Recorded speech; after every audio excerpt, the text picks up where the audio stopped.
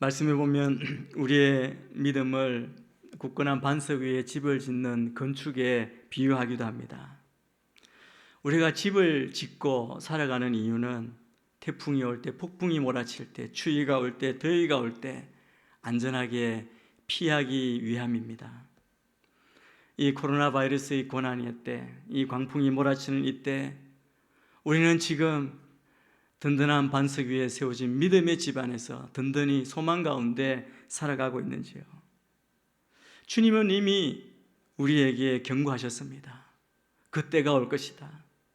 전염병, 지진, 전쟁, 기근, 믿는 자가 흩어지고 주님의 다시 오시는 날이 올 것이라고 이미 말씀하셨습니다. 그러므로 믿음으로 주의 오심을 기다리는 우리는 주의 오심을 대망하고 두려워하지 않고 주께 소망을 두며 우리의 믿음을 더 굳건히 하는 이 시기, 이 고난의 때가 되기를 바랍니다. 우리가 코로나 바이러스로 인해서 사회적 거리두기를 하고 그리고 함께 모이지 못하는 지난날 아무렇지 않게 누렸던 평범한 일상이 사라진 날들을 보내고 있습니다. 그뿐만 아니라 이 바이러스의 두려움이 온 세상을 뒤덮고 있습니다. 이 상황이 우리나라뿐만 아니라 전 세계가 두려워하고 이 세상 가운데 큰 변화가 일어나고 있습니다. 감염자와 함께 많은 사람이 목숨을 잃는 그런 비극이 일어나고 있습니다. 그 전에 상상하지 못했던 전쟁과 같은 그 상황과 또 마음대로 이동할 수 없는 이동의 제한과 같은 일로 우리의 일상에 변화가 있고 무엇보다 우리 믿는 자들은 함께 교제하고 섬기고 함께 예배하지 못하고 이렇게 온라인 영상으로 예배드리는 상황이 계속되고 있습니다. 이때 우리는 어떻게 해야 합니까? 지난주 온누리 신문 8, 9면에 보면 장신대 박경수 교수님께서 흑사병에 대한 종교개혁자들의 태도라는 아티클을 썼습니다. 우리 오늘 설교 때 이재원 목사님께서도 언급해 주셨습니다. 우리는 믿음의 사람으로 과거 종교개혁자들이 보여준 그 삶의 모습, 우리에게 권면하는 그 말씀을 듣고 우리가 서로 격려하고 하나됨으로 시험과 싸워 이기는 우리 모든 믿음의 사람이 되어야 할 줄 믿습니다. 이 어려움 때에 사실은 우리 믿음의 실상이 드러나는 때입니다. 두려워 떨며 방황하는 자가 있는가 하면 더 깊이 홀로 주님과 만나고 기도하며 깊이 주님을 만나며 소망 가운데 살아가는 사람들도 은혜 안에 거하는 자들도 있습니다. 우리는 우리의 모습을 다시 돌아봐야 합니다. 우리의 믿음, 우리의 신앙은 과연 무엇을 믿는 믿음이고 신앙입니까? 자유롭게 예배당에 나와 함께 예배드리고 교제하고 섬겼던 그 일상이 사라진 현재, 우리가 그동안 그전에 함께 훈련받고 배우고 우리가 살아왔던 대로 믿음 안에 매일 주의 말씀으로 교제하고 큐티하고 삶의 예배가 다시 살아나고 가정 예배를 통해 함께 은혜를 나누고 그리고 주의 몸된 교회로 여러분이 계신 곳에서 사랑을 나누고 건강하게 영향을 끼치며 복음을 전하고 살고 있습니까? 우리가 고독한 가운데 홀로 있는 가운데 주님을 더 깊이 만나게 되기를 바랍니다. 한 분도 방황하며 흔들리는 믿음으로 갈등하는 분이 한 사람도 없게 되기를 축복합니다. 오늘 예배 때 보았던 간단한 영상을 저희들도 함께 보고 우리가 도전을 받기를 바랍니다. 잠깐 영상을 보시겠습니다. The church has often been called a hospital for the sick. And the Western world is more sick than ever before. Not just with COVID-19, but with a pandemic of fear. Likely end up infecting most people in the Very world. concerning. You're concerned? Very. Coronavirus panic shopping. Yet for the first Sunday in history, many church buildings look like this. Virus has church after church Dozens canceled Sunday services because of the outbreak. Will be suspended. What does this mean for the church and for the world? If the church is a building, then what happens when they're closed? If it's an event, then what happens when they're cancelled? And how do we respond in a world that has never looked so shaken? But could this actually be the church's finest hour? To be what the Bible calls us to be? Because the church isn't a building, and it's not an event. You see, even in the midst of this unprecedented global pandemic, I just want one pack. this is the church. There's no toilet paper in the entire store. We are handing out toilet paper. God bless you. Thank you very much. In the midst of the fear, this is the church. In the midst of isolation, this is the church. The church is awakening. The church is resilient.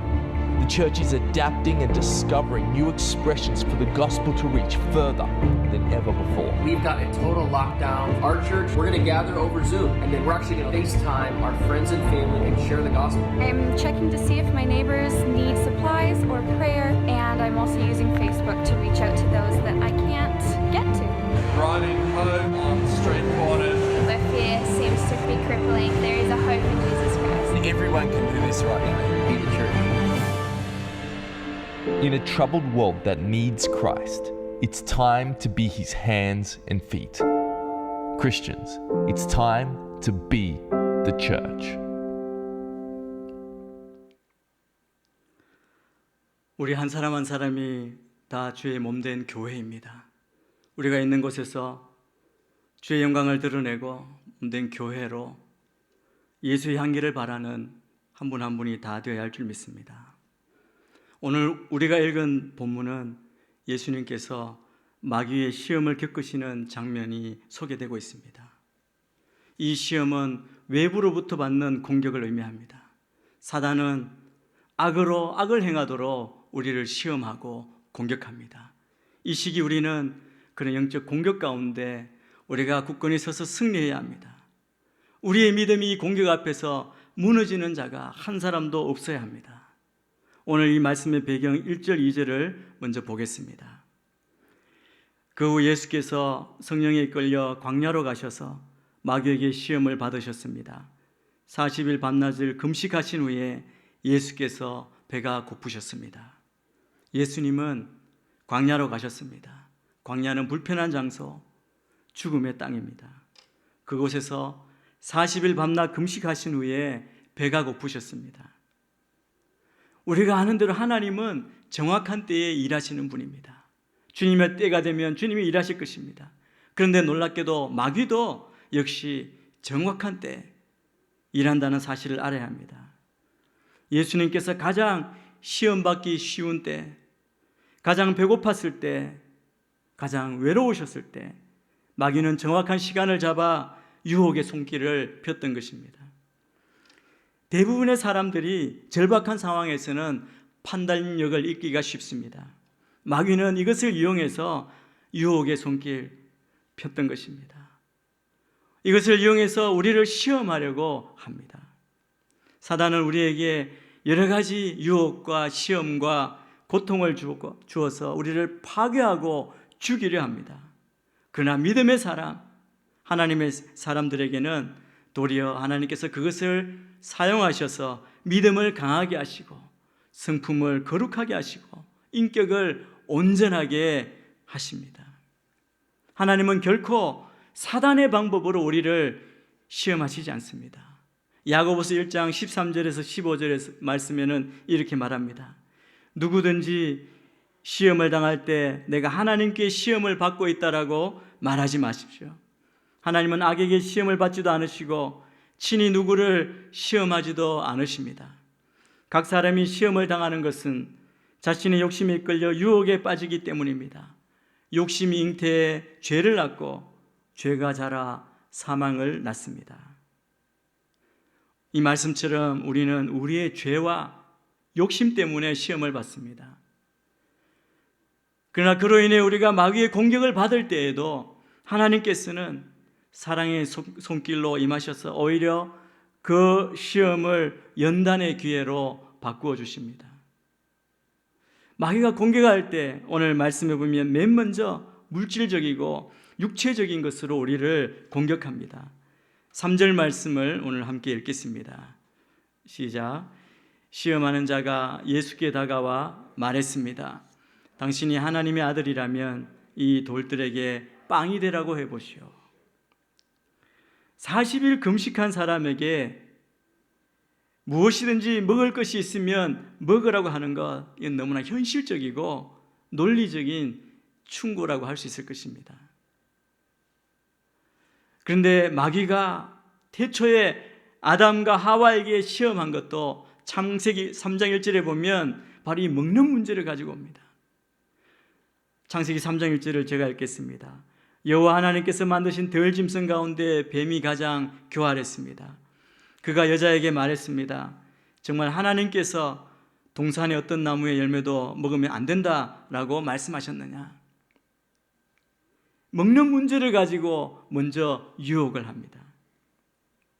오늘 본문에서도 예수님을 제일 먼저 시험하고 유혹한 것은 먹는 문제였습니다. 어떻게 보면 아주 합리적이고 설득력 있는 유혹입니다. 마귀가 우리를 시험할 때에는 절대로 우리 귀에 거슬리는 말을 하지 않는다는 사실을 우리가 꼭 기억해야 합니다.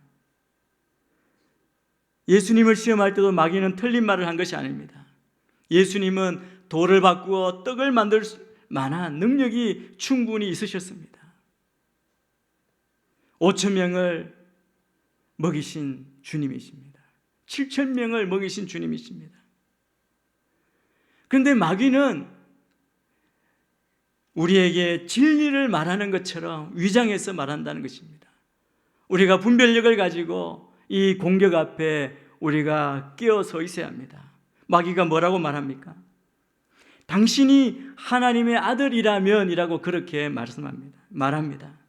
이 말에는 함정이 있습니다. 정말 당신이 하나님의 아들이라고 한다면 여기 많이 흩어져 있는 이 광야의 돌들을 떡들로 만들어서 당신 자신이 하나님의 아들임을 증명할 수 있지 않느냐, 그런 유혹입니다. 십자가를 질 필요 없이, 고생할 필요 없이 지금 당장 이 돌을 명해서 빵으로 만들면 너는 하나님의 아들임을 쉽고 간단하게 증명할 수 있다는 유혹입니다. 그런데 여러분, 그렇게 함으로 예수님으로 하여금 하나님을 의지하지 않고 하나님의 말씀과 그 뜻에 순종하지 않고 자기 자신의 힘에 의해서 스스로 자기를 위해서 모든 것을 할 수 있도록 하는데 마귀의 목적이 있습니다. 우리가 아는 대로 예수님은 자기 자신을 위해 오신 것이 아니라 우리를 위해, 온 인류를 구속하기 위해 오셨습니다.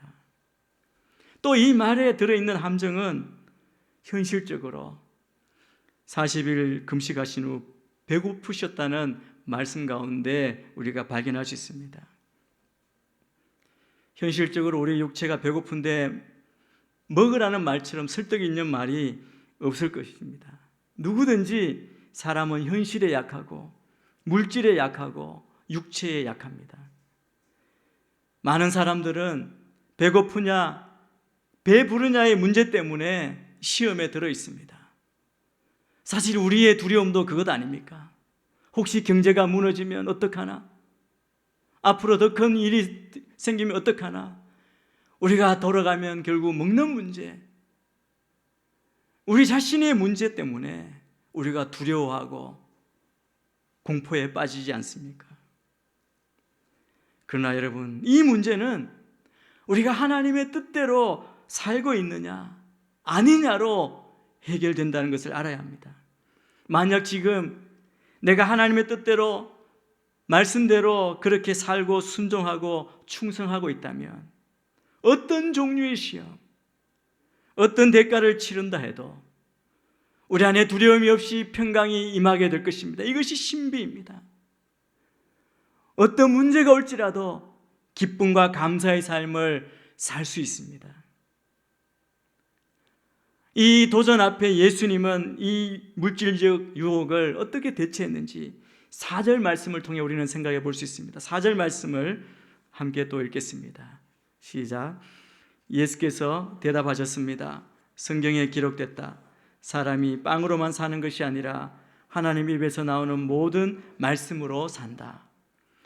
예수께서 마귀의 이 유혹에, 물질적인 유혹에 대처하신 비결은 기록된 말씀으로 응하셨다는 사실입니다. 여러분, 처음 죄를 지은 에덴 동산의 하와의 실수는 무엇이냐면 마귀의 유혹에 자기의 생각으로 답했다는 겁니다. 그러나 예수님은 비록 하나님의 아들이셨지만 자기의 권위와 경험과 자기의 생각으로 마귀와 싸운 것이 아니었습니다. 오늘 예수님이 인용한 말씀은 신명기 8장 3절의 말씀을 정확하고 적절하게 인용해서 마귀를 대적한 것입니다. 말씀 앞에 마귀는 어쩔 수 없이 무너지고 쫓겨나가고 패배하게 됩니다. 마귀와 싸우는 비결, 이 시험, 이 전염병에서 우리가 이기는 비결은 바로 이것입니다. 바로 말씀입니다. 그 예수님의 말씀 가운데 오늘 빵으로만 살 것이 아니라 빵으로만, 이 만이라는 말씀이 중요합니다. 이 말씀은 빵으로 살아야 한다는 것을 일단 전제하는 것입니다. 우리는 빵으로 먹어야 사는 것입니다. 우리의 물질적, 육체적 필요를 예수님이 잘 아십니다. 육체를 가진 인간이기 때문에 우리는 먹어야 하고 입어야 하고 잠을 자야 합니다. 예수님은 이것을 부인하신 것이 아닙니다. 그러나 예수님은 육체의 필요를 인정하셨지만 육체만 우선하고 먹는 것만 우선하는 그 생각, 그것을 문제 삼으신 것입니다. 예수님은 마태복음 6장 33절에서 이렇게 말씀합니다. 이걸 함께 읽겠습니다. 6장 33절입니다. 시작. 오직 너희는 먼저 그 나라와 그 의를 구하라. 그러면 이 모든 것도 너희에게 더해 주실 것이다. 여러분, 마귀가 예수님을 유혹한, 시험한 이 말에는 잘못된 거짓 진리가 두 가지 들어 있습니다. 첫째는 그는 우리에게 잘못된 걸 심어주는데 떡만 있으면 된다고 하는 그런 잘못된 사상입니다. 우리도 그렇습니다. 물질만 있으면, 떡만 있으면 다 된다고 하지만 그렇지 않습니다. 우리가 그것을 추구했지만 작은 바이러스 하나로 완전히 무너지는 이 체제, 이 삶, 이 세상을 한번 보십시오. 또 마귀의 말 가운데는 이런 잘못이 있습니다. 떡이 하나님보다 앞선다는 사상입니다. 그렇지 않습니다. 우리는 하나님의 말씀, 이 성경 말씀을 제쳐놓고는 하나님 없이는, 이 말씀 없이는 하나님을 만날 수도 이해할 수 없습니다. 성경 말씀을 떠나서는 하나님을 알 수도 없고 만날 수도 없고 대화할 수도 없고 그의 뜻을 분별할 수도 없습니다. 그래서 성경 말씀은 곧 하나님 자신입니다. 예수님은 이 말씀으로 오셨고 자신이 곧 생명의 떡이라고 말씀하셨습니다. 하나님의 말씀으로 인생을 살아야 합니다. 그래서 부모님 여러분, 어릴 적부터 우리 아이의 마음속에 하나님이 인생의 전부라는 것을 가르쳐 준다면 이 아이의 장래는 걱정하지 않아도 됩니다. 우리의 삶의 모든 기초가 예수 위에, 말씀 위에 세워질 때 이 모든 시험에서 넉넉히 이기고 남을 줄 믿습니다. 두려움 가운데 불안해하지 않고 주님이 주신 평강으로 승리하게 될 것입니다. 이 마귀의 두 번째 시험입니다. 마귀는 이 물질적 유혹에서 한 걸음 더 나아가 정신적인 유혹을 합니다. 그것은 개인의 이익과 정신적인 자만심에 호소하는 유혹입니다. 다시 말하면 창세기에서 마귀가 선악과를 따먹도록 유혹하고 난 다음 하와가 두려워할 때 거짓말하죠. 너는 결코 죽지 아니하리라 유혹했던 것과 같은 것입니다. 이것은 예수님에게도 똑같이 적용하였고 마귀가 그렇게 시험합니다. 5절부터 7절 말씀을 우리 함께 읽겠습니다. 그러자 마귀는 예수를 거룩한 성으로 데리고 가서 성전 꼭대기에 세웠습니다. 마귀가 말했습니다. 당신이 하나님의 아들이라면 뛰어내려 보시오. 성경에 기록돼서 하나님이 너를 위해 천사들에게 명령하실 것이다. 그러면 천사들이 서로 너를 붙잡아 내 발이 돌에 부딪히지 않도록 할 것이다. 예수께서 마귀에게 대답하셨습니다. 성경에 또 기록됐다. 주 내 하나님을 시험하지 말라. 하나님을 시험한다는 것, 이것이 무엇이냐는 것을 알아야 합니다. 간단히 두 가지로 분석할 수 있습니다. 첫째는 하나님의 말씀을 고의로 테스트하는 것, 그것이 하나님을 시험하는 것입니다. 성전 높은 곳에 예수님을 세워놓고 마귀가 꼭대기에서 뛰어내리라고 합니다.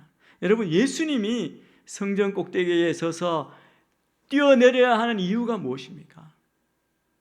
그렇게 해야 할 아무런 이유나 명분이 없는데 마귀는 뛰어내리라고 합니다. 뛰어내리게 하는 목적은 천사가 와서 예수님의 발을 받들어 예수님이 죽지 않고 사는가 그렇지 않은가 한번 테스트해 보자는 겁니다. 이게 얼마나 무서운 시험인지를 우리가 알아야 합니다. 하나님의 말씀을 고의적으로 시험하는 것, 이것은 하나님을 불신하는 악입니다. 하나님이 아주 싫어하시는 겁니다. 민수기에 보면 광야에서 이스라엘 백성이 물이 없어 고통당할 때 그 백성이 하나님을 원망하고 모세에 대해서 불평하기 시작했습니다. 그런데 하나님께서 그 백성들의 원망과 불평, 겉모습만 보신 것이 아니라 하나님께서는 그들 마음속에 있는 하나님을 시험하려는 마음이 깔려 있다는 것을 지적하십니다. 우리 광야 출애굽기 17장 7절 말씀을 우리가 한번 보겠습니다. 머리바 사건의 이야기입니다. 시작. 모세는 그곳을 마사와 브리바라고 불렀습니다. 이는 이스라엘 백성들이 다투었기 때문이며 또한 그들이 여호와께서 우리 가운데 계시는가 안 계시는가 라고 하면서 여호와를 시험했기 때문이었습니다.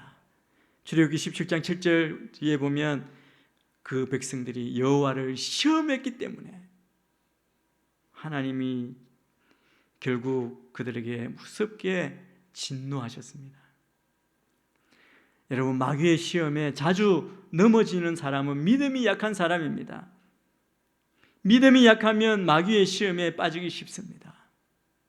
이 믿음이 약하다는 것은 하나님의 말씀에 대한 전적인 신뢰를 두지 않는 것이 믿음이 약한 것입니다. 그런가 아닌가 시험하는 그런 악에서 벗어나 주의 말씀을 온전히 신뢰하는 여러분 되시기를 축복합니다. 두 번째, 하나님을 시험한다는 것은 하나님의 말씀을 오용하거나 가감하는 것을 말합니다. 오늘 두 번째 시험에서 마귀가 인용한 말씀은 시편 91편 11절 말씀을 인용했습니다. 그런데 이 말씀은 마귀가 의도적으로 오용한 것입니다.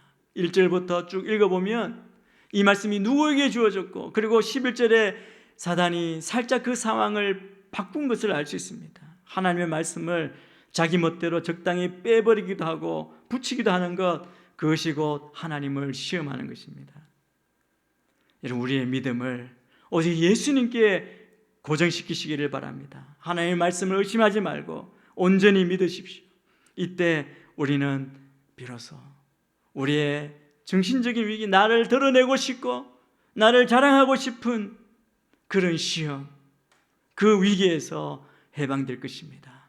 우리의 상황을 모두 흔들어버리고 내 앞길을 알 수 없게 하는 이 모든 상황 가운데에도 주의 말씀을 온전히 신뢰함으로 넉넉히 이기며 믿음을 굳게 지키는 우리 모든 수원 온누리교회 성도님 다 되시기를 주의 이름으로 축복합니다. 마지막 시험입니다. 우리의 가장 무서운 유혹은 영적인 유혹입니다. 이것은 영적 권세에 도전하는 것이고 하나님의 영광을 인간의 영광으로 바꾸는, 하나님을 경배하는 참 신앙을 인간을 경배하도록 그리고 사단에게 절하게 만드는 그런 시험입니다. 창세기 3장 5절에도 이렇게 말씀합니다. 이는 너희가 그것을 먹는 날에는 너희 눈이 열려서 너희가 선과 악을 아시는 하나님처럼 될 것을 하나님께서 아시기 때문이다. 하와에게 사단이 유혹하는 거죠. 하나님처럼 되고자 하는 그 마음을 갖도록 시험하고 유혹하는 것이죠. 아담과 하와는 그것에 져서 쓰러졌습니다. 예수님께 대한 세 번째 유혹도 똑같은 것입니다. 우리 8절 9절 말씀을 함께 읽겠습니다. 시작. 그러자 마귀는 다시 아주 높은 산꼭대기로 예수를 데리고 가 세상 모든 나라와 그 영광을 보여주었습니다. 그리고 마귀가 말했습니다. 당신이 만약 내게 엎드려 경배하면 이 모든 것을 당신에게 주겠소. 이 세 번째 시험은 이 세상의 권력과 이 세상의 방법을 가지고 네가 하나님의 아들 메시아임을 증명하라고 하는 마귀의 도전이었습니다. 여기에 마귀의 목적, 속셈이 다 들어있는 것이죠. 마귀는 예수님에게 이렇게 말합니다. 너는 하나님의 아들이 아니냐? 유대인의 왕이 아니냐? 메시아가 아니냐? 근데 너를 봐라. 너는 아무 재산도 명예도 군대도 증권도 없다. 그런데 어떻게 네가 하나님의 아들 메시아로 역할을 할 수 있겠느냐? 이 일을 하기 위해서 천하 만국의 영광이 네게 필요하지 않느냐? 도전하는 겁니다. 마귀의 말은 그럴듯하지만 우리가 잊지 말아야 할 것은 하나님의 때 하나님의 방법입니다. 하나님의 방법은 때로 우선 오래 기다려야 합니다. 쉽게 오지 않습니다. 때로 하나님의 방법대로 하나님의 의를 이루기 위해서는 우리는 오해도 받고 고통과 모욕을 당하기도 하고 잠도 못 자고 굶주릴 수도 있습니다. 채찍을 맞고 피를 흘릴 수도 있습니다. 이것이 바로 십자가의 방법이기 때문입니다. 그런데 마귀는 지금 내게 무릎 꿇고 경배만 하면 이 모든 십자가의 과정, 어려운 과정, 고통, 오해, 피 흘림, 말할 수 없는 피곤함을 다 생략하고 지금 모든 것 다 너에게 주겠다라고 시험하는 것입니다. 우리는 우리의 신앙을 다 흔들어 놓는 마귀의 속성을 오늘 이 세 번째 시험, 이 본문에서 몇 가지 찾아볼 수 있습니다. 마귀의 이 세 번째 유혹에서 발견할 수 있는 것은 마귀가 우리에게 접근할 때에는 언제나 눈에 보이는 것, 세속적인 힘을 가지고 접근한다는 사실입니다. 세상의 부나 정치적인 권력, 건강, 사업, 명성, 이러한 방법으로 마귀는 우리를 유혹하고 접근해오고 있습니다. 그러나 우리가 믿음의 눈으로 분별하여 끼어서 봐야 할 것은 이 모든 것은 거짓되고 헛되다는 것입니다. 또 사단은 거짓 약속을 잘 한다고 하는 사실을 알 수 있습니다. 내가 이 모든 것 다 주겠다라고 말하는 이 사단의 약속은 실제로는 거짓말입니다. 마귀는 그런 권세가 없고 그를 따르는 불순종하는 무리들 안에서만 그 영향력이 있을 뿐입니다. 마귀는 처음에 그럴듯한 것을 약속합니다. 이론적이고 합리적이고 신앙적으로 멋있게 옵니다. 그러나 결과는 가장 형편없고 치욕적인 위치에 우리를 나락으로 떨어뜨리는 것뿐입니다. 또 사단의 속성은 모든 것을 주겠는데 그의 유혹은 무엇이냐면 늘 고난 없이 쉽게 주겠다고 하는 겁니다. 이것은 정말 새빨간 거짓말입니다. 진리는 우리가 얻는 모든 것은 언제나 대가를 치러야 합니다. 고난 없이 되는 것은 없습니다. 그런데 이러한 엄청난 유혹을 예수님은 어떻게 이기셨습니까? 10절에 그 해답이 있습니다. 10절 말씀도 함께 읽겠습니다. 시작. 예수께서 마귀에게 말씀하셨습니다. 사탄아, 내게서 물러가라. 성경에 기록되었다. 주 내 하나님께 경배하고 오직 그분만을 섬기라. 예수님의 첫 번째 비결은 단호하였습니다. 단호한 거절과 마귀에 대한 대적이었습니다. 사탄아, 내게서 물러가라. 예수님은 우물쭈물하지도 타협하지도 않으셨습니다. 마귀를 대하시는 예수님의 태도는 단호함입니다. 야고보서 4장 7절에도 우리에게 이렇게 권면합니다. 함께 읽습니다. 그러므로 하나님께 복종하고 마귀를 대적하십시오. 그러면 마귀가 여러분을 피할 것입니다. 우리는 마귀를 대적해야 합니다. 단호하게 어떤 거짓 유혹도 헛된 것에 우리의 마음을 빼앗기지 않게 우리의 믿음을 지키고 단호한 태도로 말씀 위에 믿음 위에 서야 합니다. 또 예수님의 두 번째 비결은 그전과 마찬가지로 기록된 말씀으로 마귀를 물리쳤다는 사실입니다. 예수님은 시종일관 말씀으로 마귀를 대적하셨습니다. 이번에는 신명기 6장 13절 말씀을 인용하셨습니다. 예수님의 이 모습을 보면 어쩌면 그렇게 때에 맞춰서 가장 정확한 말씀으로 마귀를 물리치시는지 놀랍지 않습니까? 우리에게 시험이 오면 적합한 말씀이 바로 생각나서 그 말씀으로 모든 유혹, 그 공격을 물리쳐야 합니다.